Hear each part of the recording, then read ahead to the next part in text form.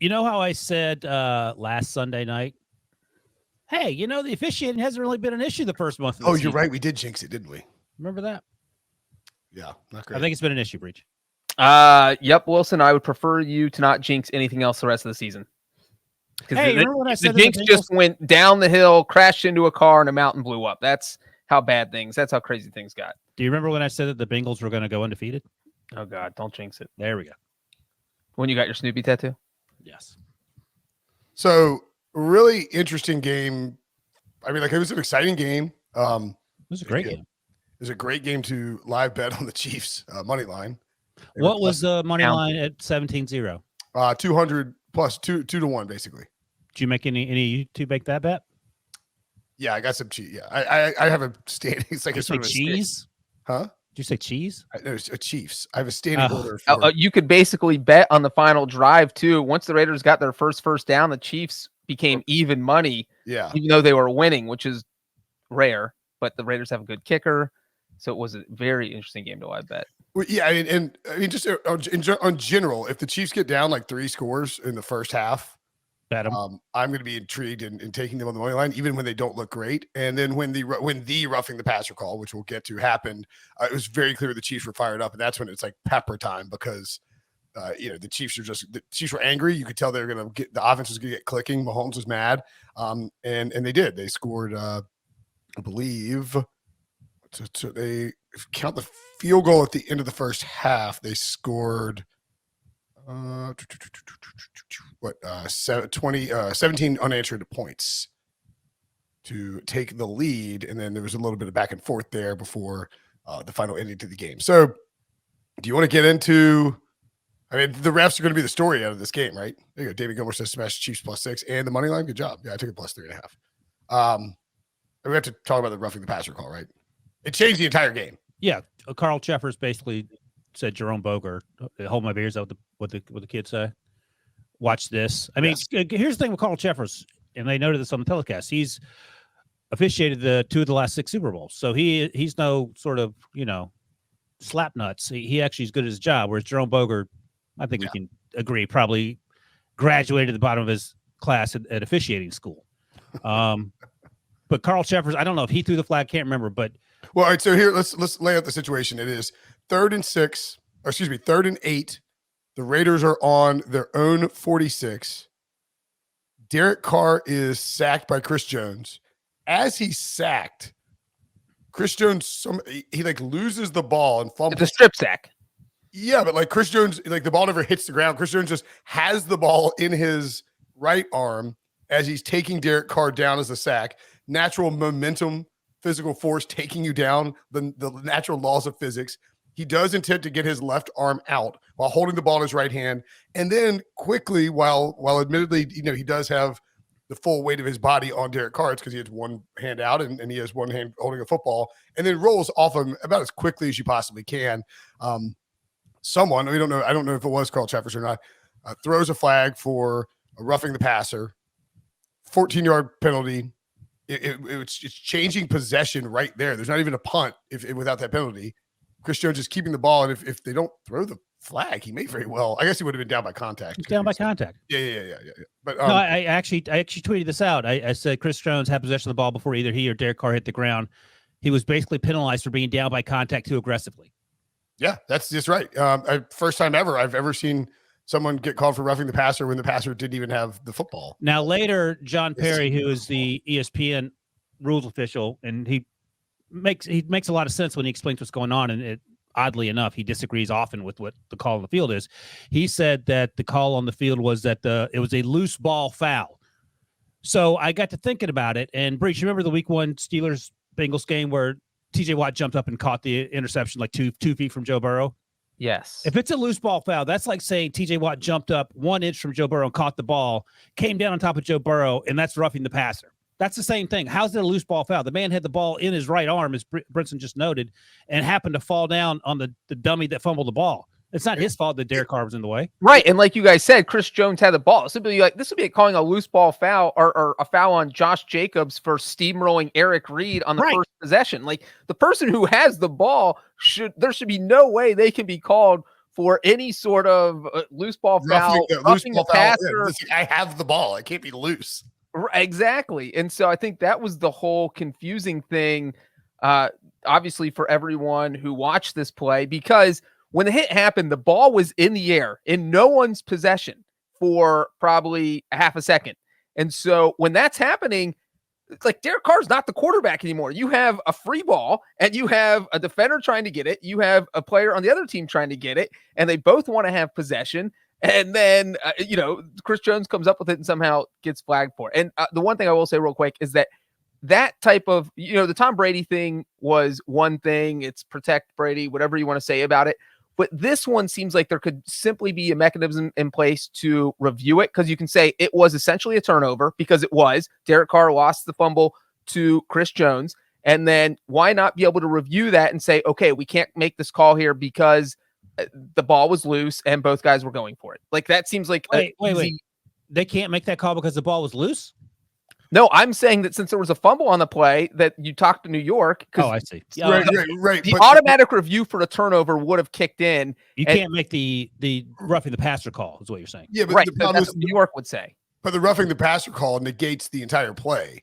So but it's not roughing the passer. He doesn't have the ball. But they flagged him for roughing the passer. Like, I understand. We all know that. What are you defending?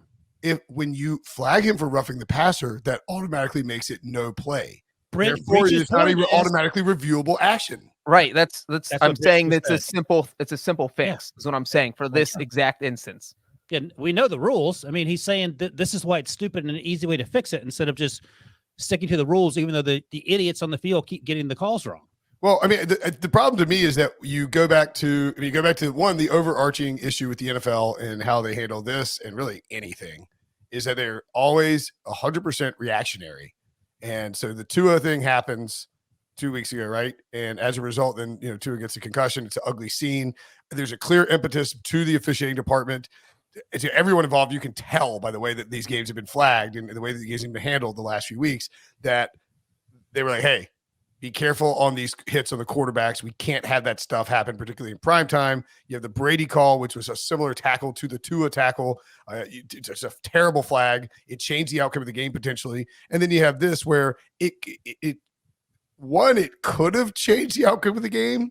It did. They kicked a field goal. They should have gotten the Chiefs should have gotten the ball. It could have changed the outcome of the game in the sense that it could have allowed the Raiders to win, but it actually did change the outcome of the game in the sense that it pissed the Chiefs fans and the Chiefs team and the Chiefs players off so much that they were fired up the rest of the game, like a totally different environment. Chiefs fans were booing. Carl Cheffers' voice was cracking. It felt like they gave so many second half penalties and calls to the Chiefs as a way of making it up. And wait a second.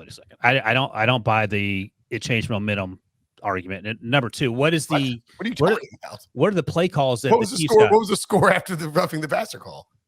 17-0. What was the final score? You just laid out, because people have two eyes when they watch football games, that the Chiefs always come back when they're down 2 scores. That's not uncommon. Like, no one thought the Raiders immediately. Well, real quick, the score when the roughing the passer happened was 17-7, and then the Raiders kicked the field goal a couple plays later, and then it was 20. So what were the gift calls that the Chiefs got after that, though?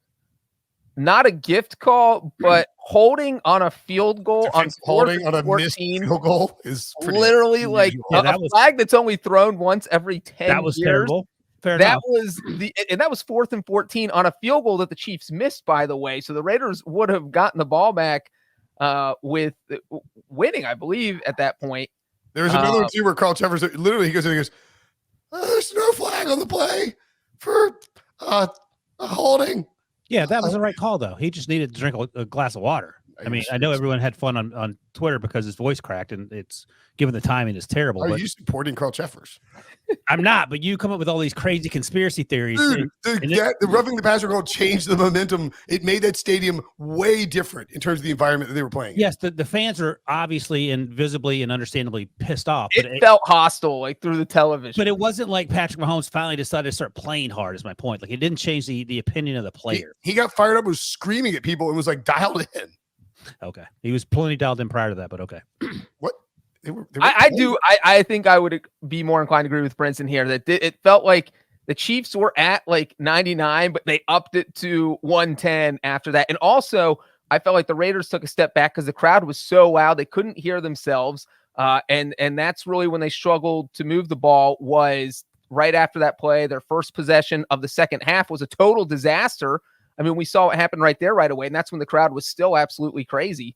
So I definitely feel like there was a spark. Maybe I mean the Chiefs went punt, missed field goal, punt, touchdown before the roughing the passer call, then field goal, touchdown before the final punt, and then the stop at the the kneel at the end of the game. Well, Caleb Campson was there. He says you're right, so I'll give you this one. You finally won one. Good job, Caleb. Your check's in the mail. Well, and you know what's crazy is that the roughing the passer call completely overshadowed that Patrick Mahomes put together another insane drive where he got the Chiefs in field goal range. So they get the ball back with 17 seconds left in the second quarter.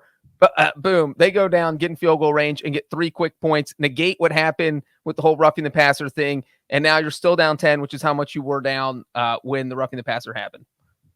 Yeah, the holding on the punt was also another idiotic call. And here's the thing, and I said this yesterday talking about stupid Jerome Boger as an official. Maybe he's a great person. I don't want to malign his character outside of officiating. But if they're doing, if they're incompetent, it makes sense. But it seems to make more sense at this point that it's just all for drama. Like, this is professional wrestling, except the difference is only like 5 people know about it. Like, everyone else thinks it's like a real sporting event.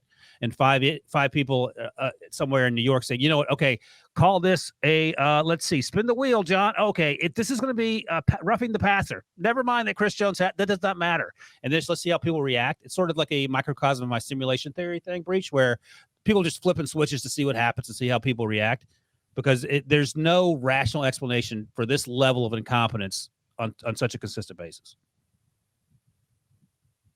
But sorry, I was watching this video of Devontae Adams. I didn't realize he shoved somebody.